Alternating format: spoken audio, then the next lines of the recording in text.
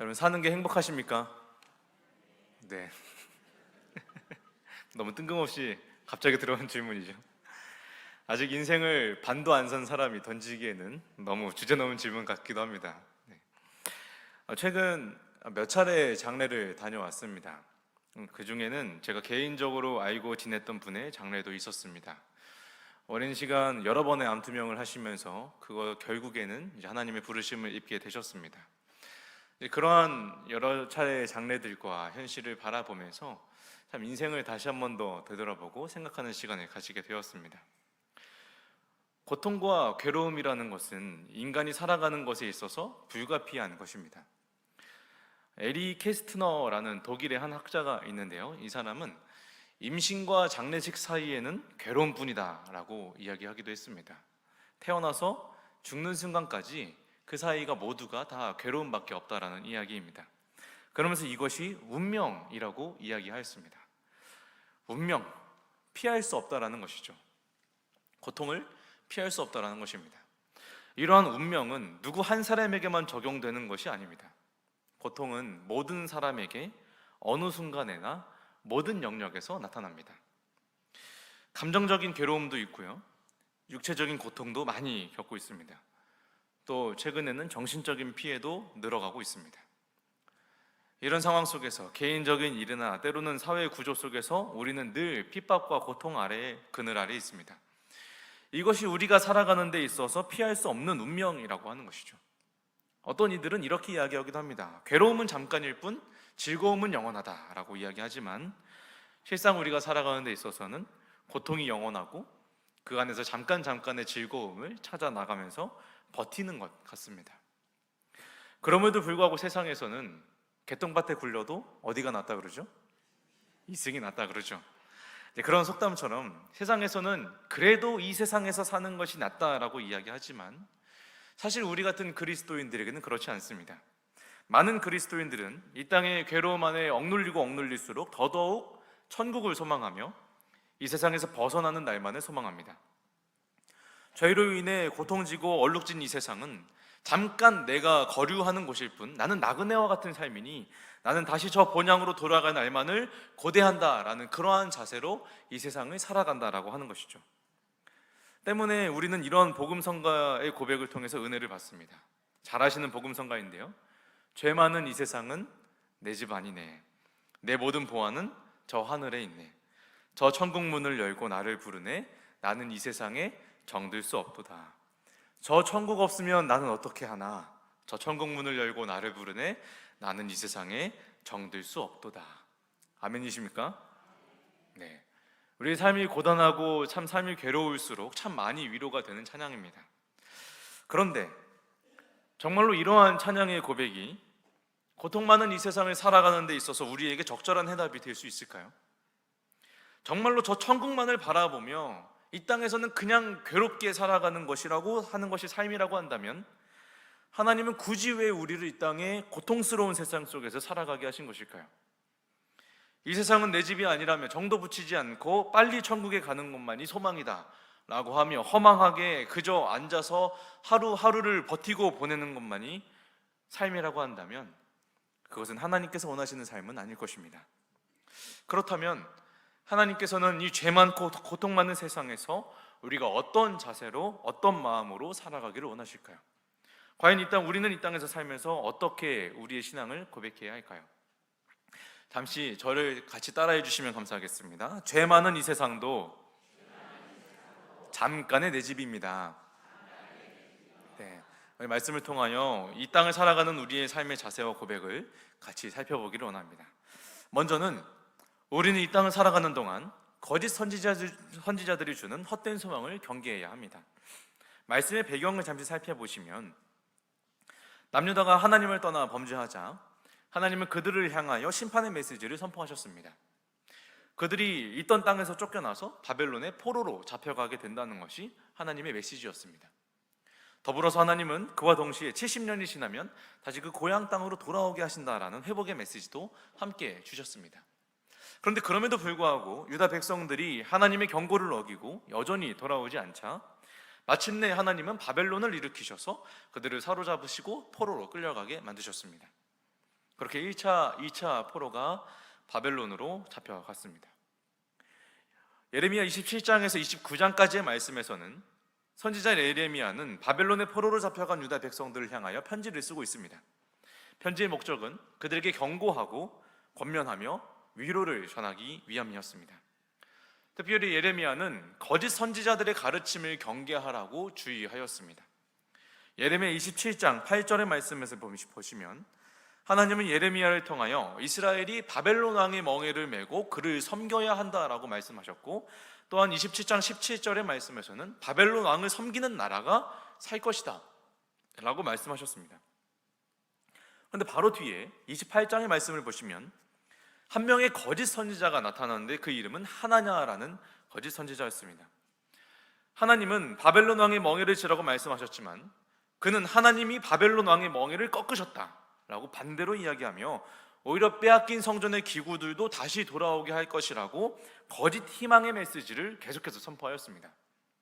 그것도 오랜 시간이 아니라 하나님은 70년이 지나면 돌아오겠다라고 말씀하셨지만 이 하나냐는 2년이라는 짧은 시간 안에 다시 돌아오게 될 것이라고 말하였습니다. 곧 그날이 다가올 것입니다. 곧 2년이 지날 것이고 우리가 회복되게 될 것입니다. 이러한 말을 듣고 마음이 흔들리는 이스라엘 백성들은 아마도 바벨론 땅에서 아무것도 하지 않으려고 했을 것입니다. 마치 옛날에 우리나라에서도 곧 예수님께서 재림하신다, 세상이 종말한다라는 이야기를 듣고 모든 사람들이 직장도 퇴사하고 이제 그날 이제 공원에 함께 모였던 것처럼 바벨론에 있는 포로들도 마찬가지의 마음이었을 것입니다. 농사를 지어서 뭐 합니까? 농사를 아무리 정성스럽게 많이 지어서 뭐 합니까? 2년만 버티면 됩니다. 집도 튼튼하고 으리으리한 안전한 집을 세워봤자 뭐 합니까? 2년만 그냥 거기서 버티면 됩니다. 결혼 계획이 있다면 2년 뒤에 본국에 돌아가서 이 결혼식을 올리는 것도 나쁘지 않습니다. 자녀 계획이 있다면 2년 뒤에 고국에 돌아가서 자녀를 낳는 게 더 평안해 보입니다. 이처럼 사람들의 모든 생각이 2년 뒤에 맞춰지고 그 땅에서는 아무것도 하지 않으려고 할 것입니다. 그런데 하나님은 그 모든 것을 향하여 헛된 소망이라고 경고하십니다. 하나님은 그 땅에서 살아갈 기한을 70년으로 정하시고, 그러므로 그 땅에 살아가는 동안 농사도 짓고 집도 짓고 가족도 이루고 자녀도 나오라라고 말씀하셨습니다. 이것이 진실입니다. 거짓된 소망은 사람들의 마음을 부풀려서 헛된 희망에 사로잡히게 만들고 아무것도 하지 못하게 만들지만 진리는 살아가게 합니다. 오늘날 우리 시대도 마찬가지입니다. 우리는 거짓 희망과 위로를 전하는 메시지를 경계해야 합니다. 시대가 괴로우면 괴로울수록 수많은 사람들이 이 땅에서의 삶을 갈망하기보다 고통에서 벗어나는 다른 세계를 꿈꾸기 시작합니다. 잠깐의 안식과 평안을 줄 수 있는 잠깐의 도피처를 찾게 되는 것이죠. 화살같이 빠른 세월에서 장기적이거나 지속적인 것을 추구해봤자 아무런 의미가 없어 보입니다. 잠깐의 즐거움을 누리다 보면 어느 순간 내 삶도 끝나게 될 것이고 이 삶도 끝나게 될 것입니다. 그렇게 사람들은 게임, 마약, 술, 도박 이렇게 일시적이고 헛된 도피처, 헛된 소망과 위로에 빠지게 되는 것이죠. 종교도 이러한 마음을 더 부추길 수 있습니다. 수많은 위로와 회복의 메시지들이 하나님의 이름으로 같이 쏟아져 나옵니다. 하나님이 회복시켜 주실 것이다. 하나님의 나라가 빨리 임할 것이다. 이제 얼마 남지 않았다. 그러므로 이 땅의 삶보다 영원한 하늘나라를 소망하자, 즐거움을 소망하자라는 메시지로 사람들의 마음을 위로하고 있습니다. 그래서 이 땅의 괴로움을 잊어버리고 이 땅에서 살아갈 힘을 잊어버리게 만듭니다. 이스라엘이 거짓 선지자의 메시지에 더 마음이 끌려있던 것처럼 오늘날 우리도 고통스러운 현실에서 살아가야 한다는 메시지보다 하나님이 오셔서 이 고통을 빨리 끝내주실 것이고 여러분이 빨리 여러분을 회복시켜 주실 것이다라는 그 순간적인 메시지에만 귀를 기울이고 마음을 빼앗기게 되는 것이죠. 그러나 하나님이 의도하시지 않은 거짓된 회복의 메시지가 가지는 위험성은 이러한 말들이 결국에는 천국의 소망만을 강조할 뿐 이 땅에서 여전히 남아있는 고통스러운 삶을 어떻게 살아가야 하는지에 대한 답은 주지 않는다라는 것입니다. 우리의 시선을 이 땅에 살게 하신 하나님의 뜻이 아니라 이 땅에서는 아무런 소망도 두지 않고 빨리 천국에 가게끔 그것만을 바라보게끔 만든다라는 것이죠. 우리는 이처럼 우리의 귀와 마음만을 즐겁게 하는 말씀들, 모든 헛된 위로의 말씀들을 경계해야 합니다. 거짓 소망은 우리로 하여금 마음을 나태하게 만들고 주저앉게 만들지만, 참된 소망은 오히려 현실을 직시하고 살아가게 합니다. 비록 그것이 더 괴로운 현실이라 할지라도 세상이 주는 잠깐의 거짓 위로와 소망이 아니라 하나님이 주시는 참된 위로와 평안과 소망을 찾아가시는 우리가 되기를 간절히 소망하겠습니다.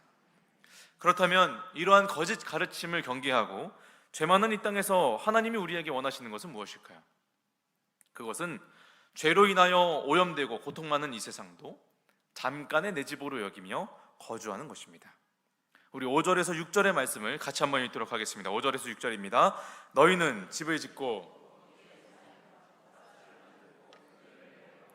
아내를 맞이하여 자녀를 낳으며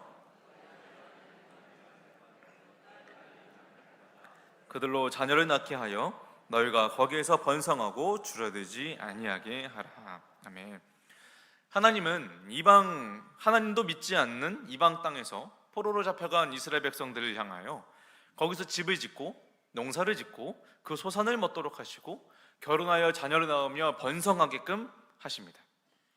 이러한 모든 말씀은 일상생활을 누리라라고 말씀하시는 것이죠. 이런 하나님의 명령은 포로로 잡혀간 이스라엘 백성들이 마치 포로로 잡혀간 그 땅에서도 마치 그들이 본국에 있는 것처럼 고향에서 살듯이 일상을 누리기를 바라는 마음입니다. 이것이 하나님의 뜻입니다. 포로로 잡혀있는 어느 땅에서 다시 돌아갈 날만을 기다리고 고대하며 현실에서는 그저 고통스러운 속에서 암울하게 날만을 보내는 것이 아니라 포로이지만 자유인처럼 먹고 마시고 즐거워하며 그렇게 일상을 누리는 일들, 마치 지금 이곳이 잠깐의 내 집인 것처럼 행동하며 현실에 충실하게 살아내는 것이 바벨론 땅에서 하나님이 원하시는 모습이라는 겁니다. 따라서 그들은 하나님이 정하신 마지막 날이 오기까지 그 전날까지도 먹고 마시고 장가들며 일상생활을 영위해야 했습니다. 어느 날 이 땅을 살아가는 우리에게 하나님께서 원하시는 것은 무엇입니까? 죄 많은 이 세상은 내 집이 아니라며 천국에 가지 못해 사는, 다시 말해 죽지 못해 사는 그런 것이 아닙니다. 물론 천국은 좋은 곳이고 참 아름다운 본향이며 우리가 소망해야 될 그 땅이지만, 여전히 또 이 땅은 죄가 많으며 고통스러우며 여러 문제들 안에서 즐겁지 못할 때가 많은 곳이지만, 그러나 이 땅을 살아가는 우리에게 하나님께서 원하시는 것은 그럼에도 불구하고 이 땅을 잠깐의 내 집처럼 여기며 이 땅에서 할 수 있는 일들을 자유인처럼 행하는 것, 일상에서 충실히 살아가며 그 안에서 즐겁고 기쁘게 살아가는 것입니다. 이러한 일들을 위하여 하나님은 포로들에게 그들이 거주하는 바벨론의 성읍의 평안을 위하여 기도하라고 말씀하셨습니다. 7절의 말씀입니다. 너희는 내가 사로잡혀 가게 한 그 성읍의 평안을 구하고 그를 위하여 여호와께 기도하라. 이는 그 성읍이 평안함으로 너희도 평안할 것입니다. 아멘. 하나님은 지금 자신들의 본국인 유다를 멸망시키고 자신들을 포로로 잡아온 그 나라 바벨론의 평안을 위하여 기도하라고 오히려 말씀하십니다. 왜 그래야 합니까? 그들이 속한 그 성읍이 평안해야만 그 안에서 일상을 살아내야 하는 자신들이 평안할 수 있기 때문입니다. 특별히 그 성읍의 평안을 구하는 행위는 단순히 기도만 하는 행위를 넘어서서 그 성읍이 평안할 수 있도록 노력하고 힘쓰는 일들을 이야기합니다. 그런 의미에서 이전에 개역 한글의 번역은 이렇게 번역하기도 하였습니다. 너희는 내가 사로잡혀 가게 한 그 성읍에 평안하기를 힘쓰고 위하여 여호와께 기도하라. 힘쓰라는 것이죠. 따라서 유다 백성들은 자신들의 포로기가 끝나기까지, 하나님이 정하신 연수가 끝나기까지 그 성읍에 머무는 동안 할 수 있는 한 모든 힘을 다하여 바벨론이 평안할 수 있도록 수고하고 바벨론이 번영하고 형통할 수 있도록 노력하며 기도해야 했습니다. 이렇게 함으로써 그 땅을 살아가는 유다 백성들도 평안을 누릴 수 있었기 때문입니다.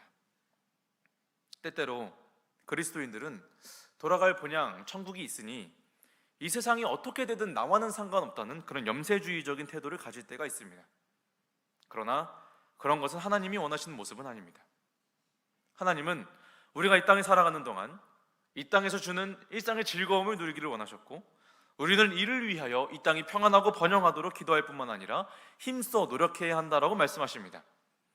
직장이든 사회든 어느 영역이든지 내가 속한 영역에서 사회적인 책임을 다하고 그곳의 번영과 평안을 위하여 우리는 노력해야 합니다.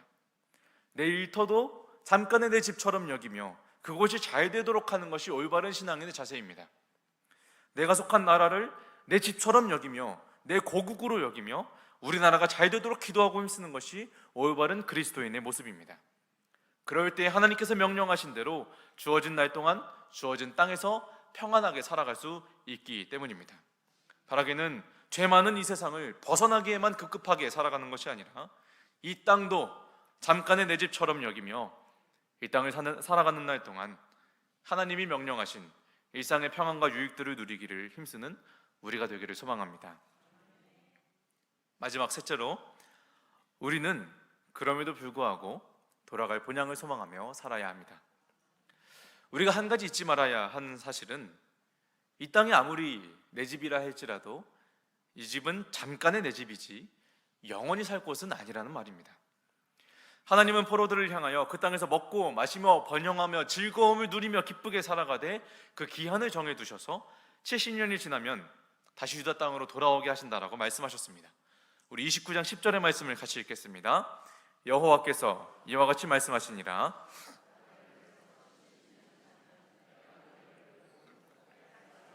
너희에게 성취하여 너희를 이곳으로 돌아오게 하리라. 아멘. 바벨론에 사로잡혀간 포로들은 바벨론에서 일상을 누리며 살아가되 그 땅이서 영원히 거주할 것은 아니기 때문에 70년이 지나면 다시 본국으로 돌아갈 것을 소망하며 살아야 합니다. 따라서 유다 백성들은 바벨론 땅에서 마치 그곳이 내 집인 것처럼 살아가지만 참된 본향으로 돌아갈 날을 소망하는 그러한 긴장 상태에 놓여 있다라고 할 수 있습니다.